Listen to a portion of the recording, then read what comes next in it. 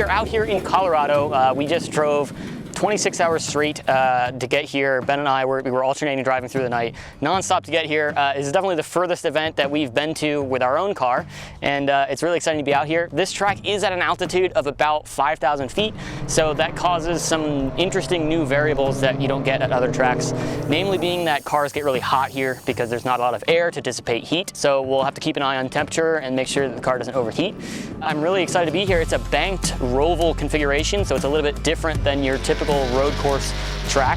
It's really going to test my testicular fortitude going around the banking to make sure I don't lift, stay on the throttle, stay going as fast as you can, because there's a lot of time that can be lost in the oval if you lift or go slower than you should. I do have some new wheels on the car now. I've got the much wider and much taller Falcon 255 40/17s on, so we've just increased the contact patch by 30 mil. This event is the third to last event of the season, so we're just a little over halfway through, and each event doesn't stand by itself, so the better you do at all of the events, the better you're going to be overall. So it's important that we have 4 good events. I feel really confident that this is going to be one of those good events because it's so far out from most of the other tracks. It's a very new track for Gridlife. They've only been here 1 year before, so not a lot of people know the track very well. These other tracks, I'm kind of the new guy too, but with this track, everybody's the new guy. So I'm hoping that plays in my favor.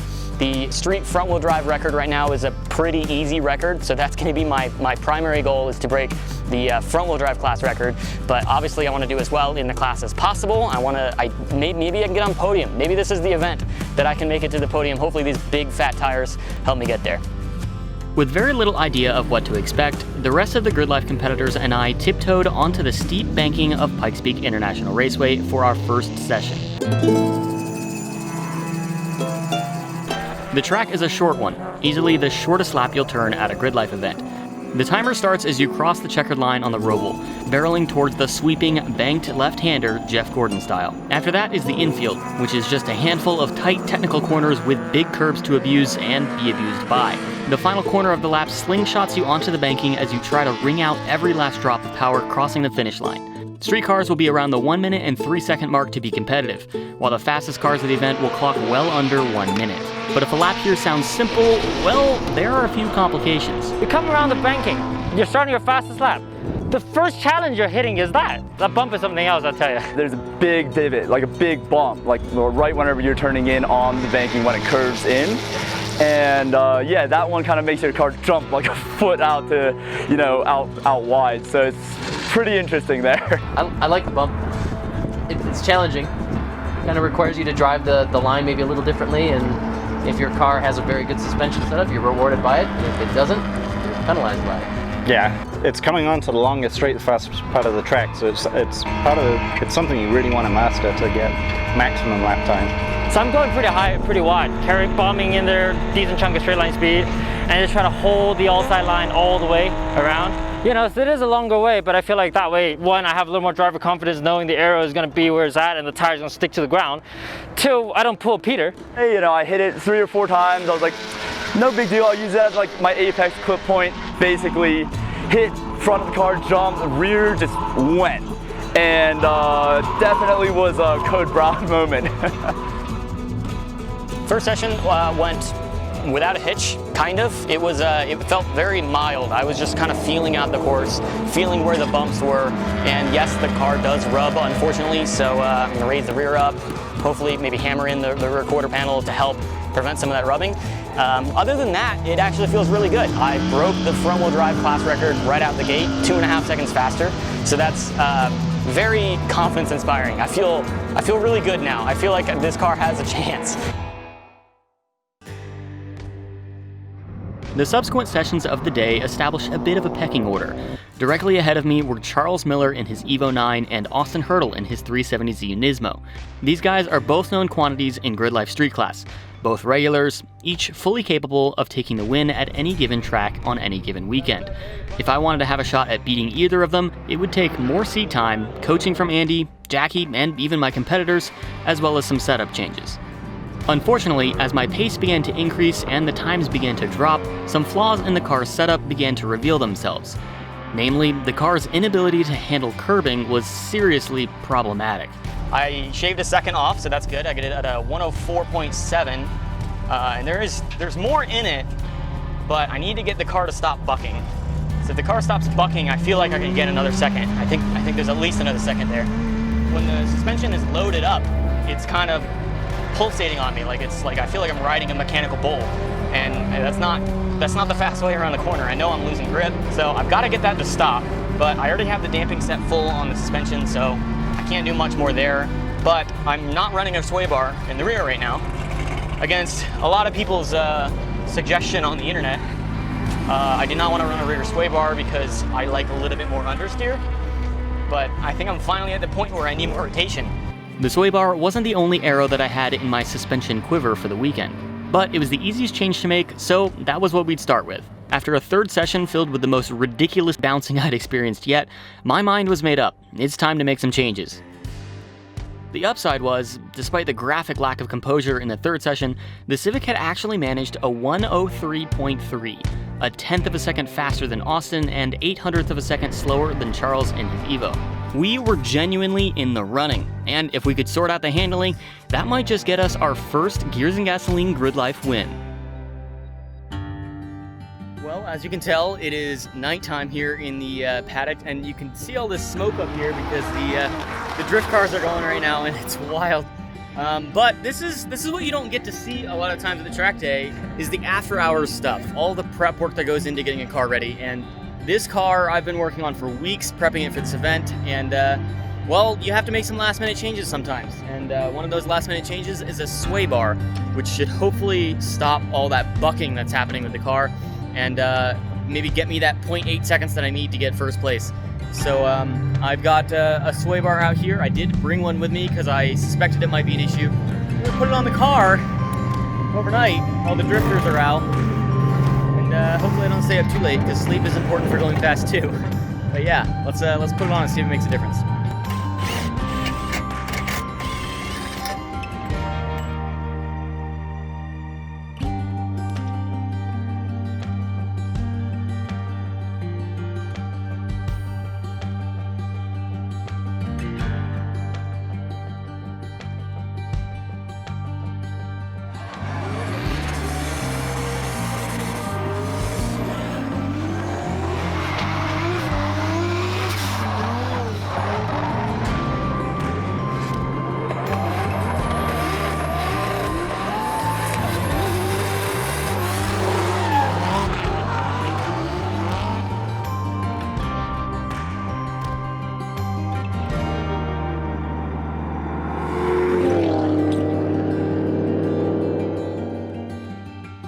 The following morning, I got a chance bright and early to see what kind of a difference the sway bar was making. As it turns out, not much.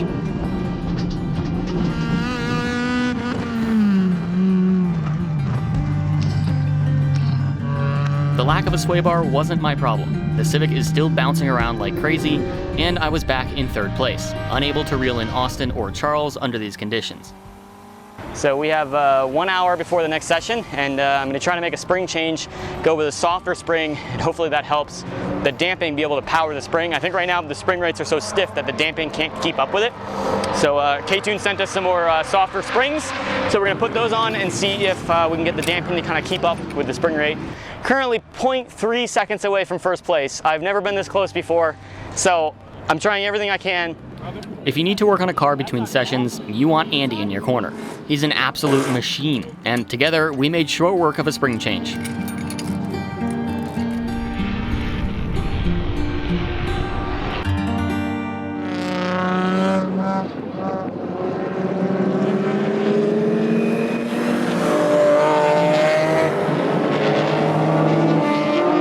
Unfortunately, while the car felt better, the problem seemed to persist. I still wasn't able to top a 103.3, and by now Austin had pulled ahead of me, albeit at a high price.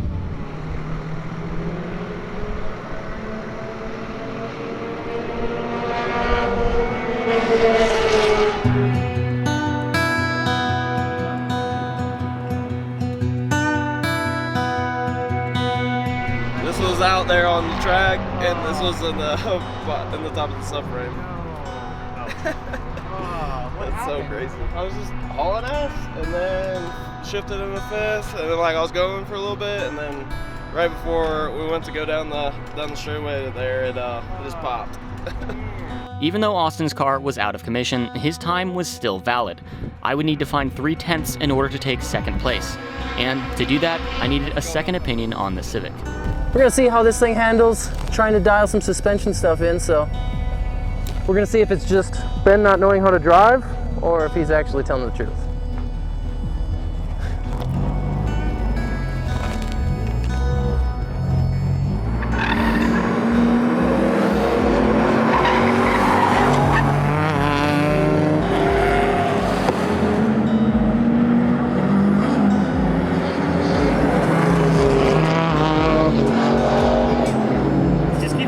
I don't think he's going hard yet. He's always stuck behind somebody, right? He's in an HPDE section, so everybody else is a little bit slower. It still feels stiff, but it's not bad.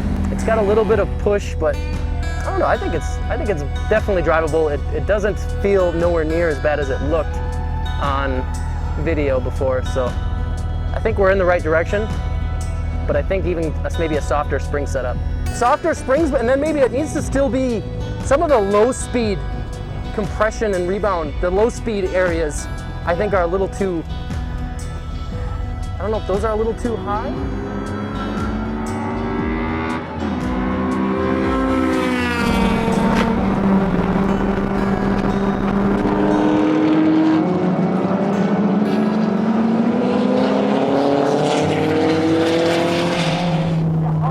Yeah, it's still got a little bounce. Oh, jeez.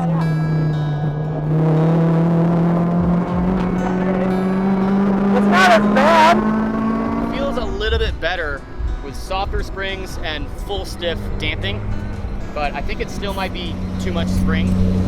So I need to go maybe a little bit softer in the future. And the car needs a diff for sure, because on throttle you can kind of feel it hopping around, but yeah. Just need to try driving it smoother to kind of help counteract, because when you're driving at the limit is when it really starts. If you're not super smooth with things, yeah, it'll penalize you for not driving smooth, yeah, for sure. So I definitely wasn't crazy. I mean, you can see in the footage that I'm not making it up. But with the accumulation of adjustments between sway bar, spring rates, and damping adjustment, the car was becoming more drivable. Now I just needed to lay a lap down, and there were 3 sessions left in the weekend to do it.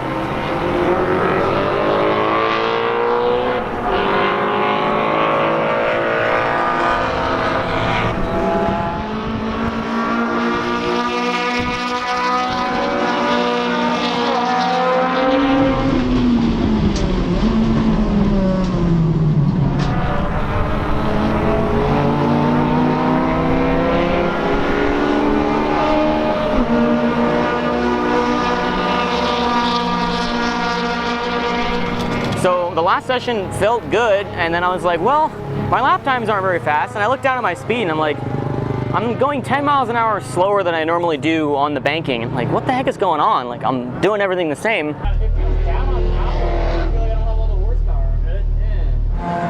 And VTEC wasn't happening. And with a Honda, you need VTEC. I feel like I have to use Andy between every session. He's working on figuring out the VTEC. I have no idea why it dropped out. I kind of have a hunch it might have something to do with the VSS signal. VTEC needs to see that the car's moving before it will actually engage VTEC. Maybe the plug wiggled loose or something.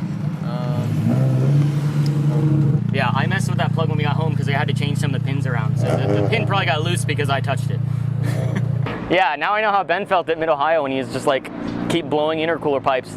Like, I'm trying to settle the suspension, and I felt like we might be there, like we might have gotten it figured out, and then I don't have any power. There are still 2 sessions tomorrow.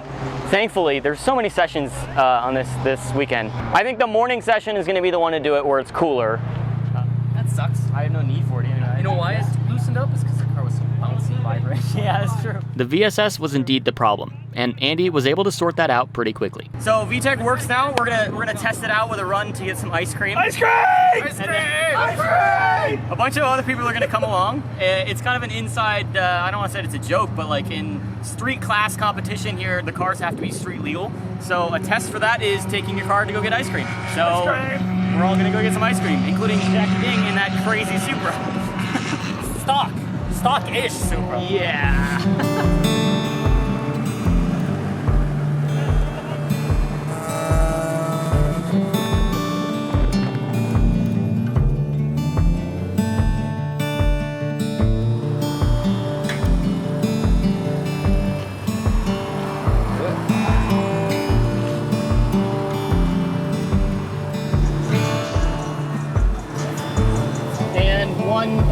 Mini Oreo cheesecake blizzard.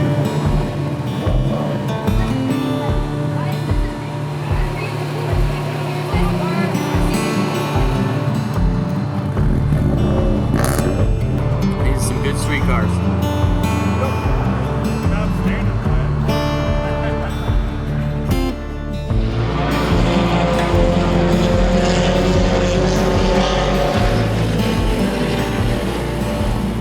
Sunday morning would be the final cool session of the weekend.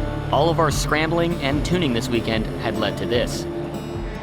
As Austin watched his competition from the sidelines, Charles and I went out in search of a couple more tents.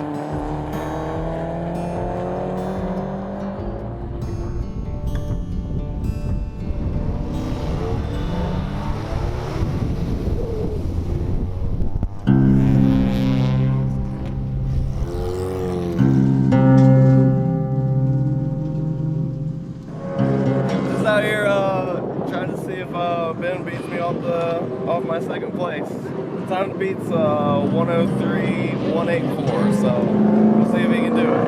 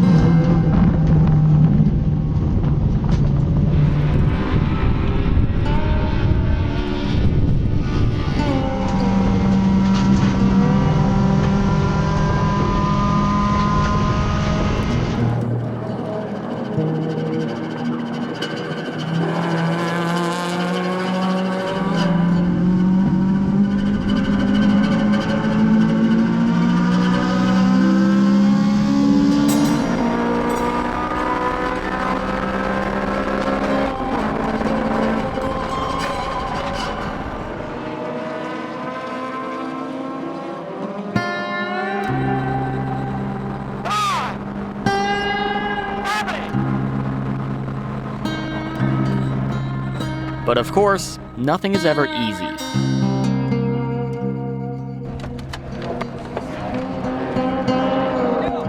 Yeah, the motor's dead. Was it knocking or what? I'm missing a cylinder. Yep. I lost all my power. I was on a fucking good lap. I lost all my power, and then it sounded like a Subaru. Got a misfire of a wiring issue or something. A brake? It's this cylinder. What if it's coiled? I had it. Like, it was good. I was ahead of my split, and then it just dropped down. I lost all my power. I know exactly where the time is, and I know I can do it. The car keeps letting me down. All of the vibration and heat and bouncing from the weekend had caused an issue with my coil pack, meaning I was only firing on 3 cylinders. Andy scrambled to make the repair, and I stayed in the car, hoping to make it out and get at least one lap.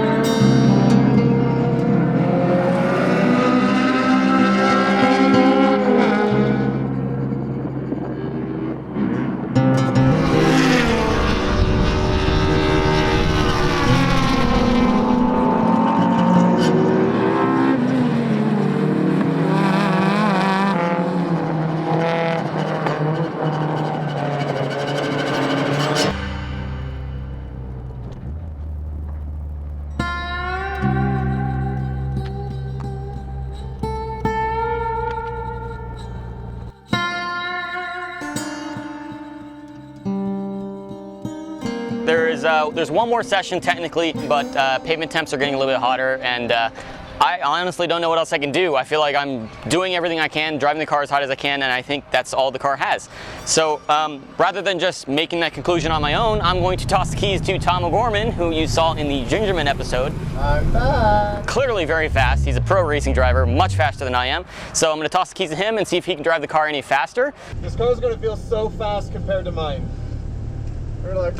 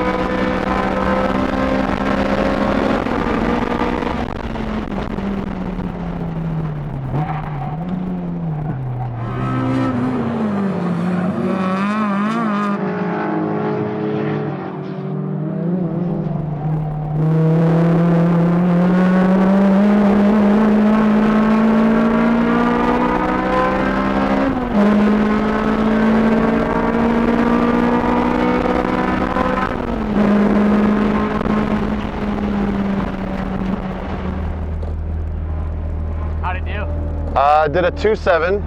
Okay. By the time I was trying to like deliver what I knew the car could do, the tires were starting to fall off, and then I was driving like a to make up for it. So I wouldn't call that like done. There's probably like a low 102 in it. Yeah. But I didn't get it. Sorry. I'm so glad to hear that there's more in it though. Yeah. This is a hotter session too. Yeah. The track feels pretty bad. What was the street time to beat? 102.8. Oh. So you had it by 10. If you did 102.7, yeah. And with the Civic in P3, number 66 with a 103.391, Mr. Ben Thorne right here. Very nice.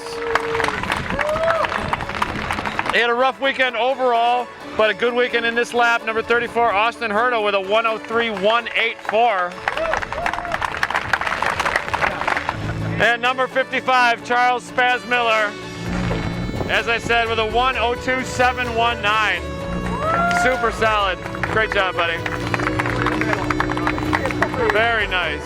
Despite all the struggles this weekend, it was still amazing to come away with our very first podium at a Gridlife event. PTIR is the perfect venue for my little Civic to shine, and this is the brightest Team Gears and Gasoline has shown so far.